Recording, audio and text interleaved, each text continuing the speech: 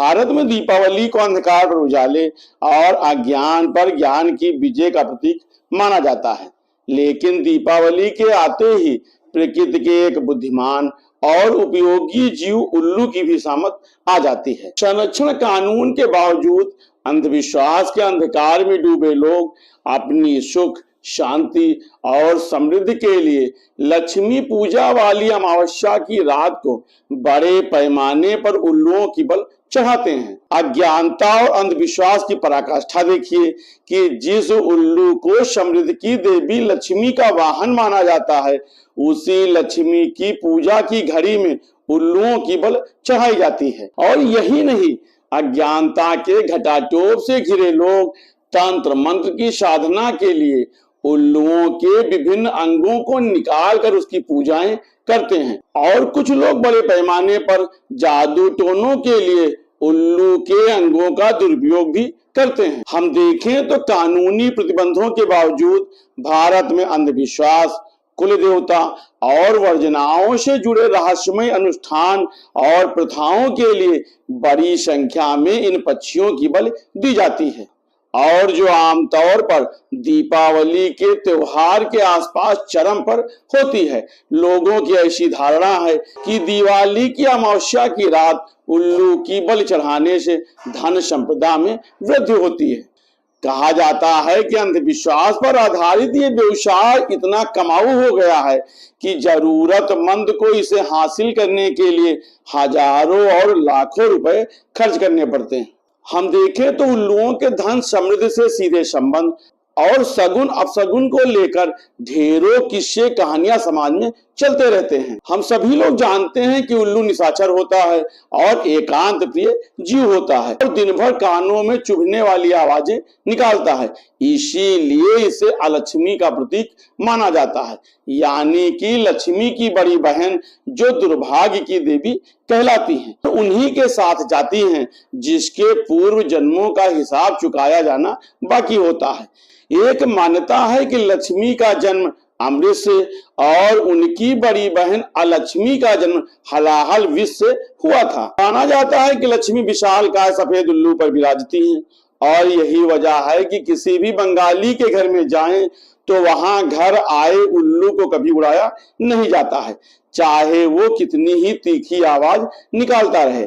खास करके सफेद उल्लुओं को वहां खास मेहमान माना जाता है। लेकिन समाज में एक तबका ये मानता है कि उल्लू में तांत्रिक शक्तियां होती हैं और घर, व्यवसायी संस्थानों के अंदर इनकी बल से सुख समृद्ध हमेशा के लिए पैर तोड़कर उन्हीं के घर में ठहर जाती है। ये वजह है कि दीपावली के कुछ दिन पहले ही अवैध पक्षी विक्रेता एक एक उल्लू को हजारों रुपए में बेचते हैं। इस पक्षी के वजन, उसके रंग और उसकी दूसरी विशेषताओं के आधार पर उसके दाम तय किए जाते हैं। विज्ञान की दृष्टि से अगर देखा जाए तो उल्लू प्रकृति का उतना ही महत्वपूर्ण जीवधारी है जितना कि इंसान होता है।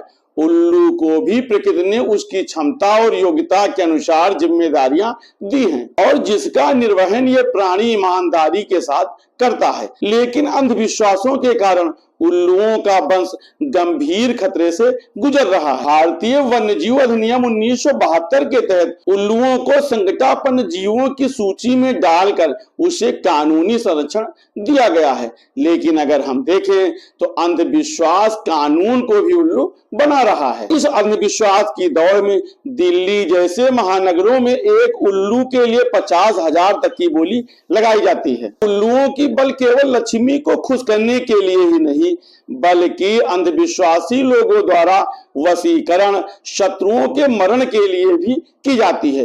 इस बुद्धिमान जीव की बल चढ़ाकर कुछ लोग बुद्ध की याचना भगवान से करते हैं, जबकि कुछ लोग इसे अपशगुन का प्रतीक मानकर शुभेच्छा और अपने कष्टों के अंत के लिए इसे मरवा देते हैं। देखें तो छोटे शहरों और गांवों में उल्लुओं के अंग जैसे पंख, कान के छिलके, उसके दिल, गुर्दे, खून, मांस और हड्डियों को औपचारिक पूजा अनुष्ठानों के लिए निर्धारित किया गया है। यहाँ तक कि उल्लुओं के मल से भी कुछ जादू टोना किया जाता है। यही कारण है कि विभिन्न प्रदेशों में उल्लुओं को कलंदर पकड़ते हैं। कुछ लोग मुर्गी पालन की तरह उल्लुओं का प्रजनन कराकर उनका व्यवसाय कर रहे हैं। उल्लुओं का व्यवसाय अक्सर असंगठित ब्लैक मार्केट में और पक्षी बाजारों में किया जाता है, जहां लोग इन उल्लुओं को खरीदते और बेचते हैं। इसके साथ ही बिचौलियों और तस्करों का एक गुप्त नेटवर्क भी होता है, जो छोटे शहरों और गांवों में संचालित होने वाले संगठित वन्यजीव अपराध सिंडिकेट का हिस्सा होते हैं। हम देखें तो इस अवैध व्यापार के हॉटस्पॉट में उत्तर और मध्य भारत, आंध्र प्रदेश, गुजरात और राजस्थान माने जाते हैं। समाज में इंसान उल्लुओं को मूर्खता का प्रतीक मानता है, इसीलिए इस शब्द का प्रयोग वो अपशब्द के रूप में करता है, जबकि वास्तविकता में उल्लू समझदार और बुद्धिमान प्राणी होता है और कई पुरानी संस्कृतियों में उसे बुद्धिमान प्राणी के रूप में वरीयता दी जाती है। वास्तव में उल्लू एक कुशल शिकारी होता है, जिसके पास रात में देखने और सुनने की अद्भुत क्षमता होती है। उल्लू की उड़ान बिना आवाज के होती है। विशेषज्ञों का भी यह मानना है कि उल्लू काफी बुद्धिमान जीव होता है और अपनी जीवन शैली के अनुकूल रहता है। रात को भांति भांति की आवाज निकालने वाला रहस्यमयी जीव उल्लू पारिस्थितिकी तंत्र का एक महत्वपूर्ण हिस्सा होता है, क्योंकि ये छोटे स्तनधारियों, पक्षियों, मेढकों, छिपकलियों और कीड़ों को खाकर उनकी आबादी पर नियंत्रण करता है। उल्लू छोटे छोटे कीड़ों का भोजन करता है। उल्लू खाद्य श्रृंखला का एक महत्वपूर्ण हिस्सा है। उसकी अनुपस्थिति इस श्रृंखला के संतुलन को भी बाधित कर सकती है, जिससे न केवल शिकार पर बल्कि शिकारियों पर भी असर पड़ सकता है, जो पारिस्थितिकी तंत्र में एक दूसरे पर निर्भर रहते हैं। उल्लू जैव विविधता को बनाए रखने में भी महत्वपूर्ण भूमिका निभाता है और उनके विलुप्त होने पर उन प्रजातियों में गिरावट आ सकती है जिन्हें वो नियंत्रित करता है। विशेषज्ञों का भी यह मानना है कि उल्लुओं के खत्म होने से उनके अपशिष्ट और सड़ते हुए शिकार के माध्यम से मिलने वाले पोषक तत्वों में कमी आएगी, जिससे मिट्टी और पौधों की वृद्धि प्रभावित हो सकती है। इस तरह से अंधविश्वास के इतर उल्लुओं का महत्वपूर्ण सांस्कृतिक महत्व भी होता है, जो शिक्षा और संरक्षण जागरूकता में भूमिका निभाते हैं। उल्लुओं के विलुप्त होने से इन पहलुओं में कमी आ सकती है और वन्यजीव संरक्षण में लोगों की रुचि भी काफी कम हो सकती है। कुल मिलाकर उल्लुओं के विलुप्त होने से पारिस्थितिकी असंतुलन, कीटों की आबादी में वृद्धि और जैव विविधता का नुकसान होने की संभावना रहती है और ये सभी इस आकर्षक पक्षियों के संरक्षण के महत्व को उजागर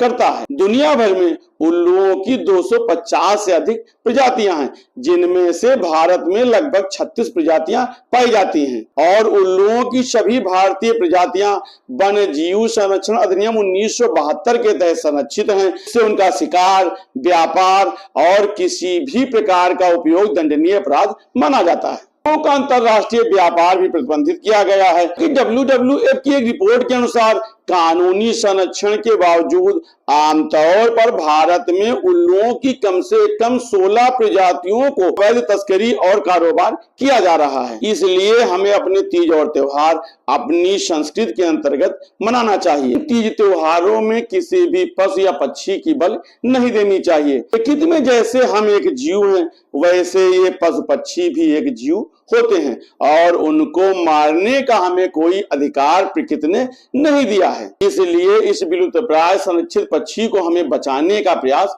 करना चाहिए। अंधविश्वासों से इतर हमें इस पक्षी को संरक्षित करना चाहिए और उनकी बलि नहीं देना चाहिए। कोई भी तीज या त्योहार हमें पशु पक्षियों की बलि की अनुमति नहीं देता है।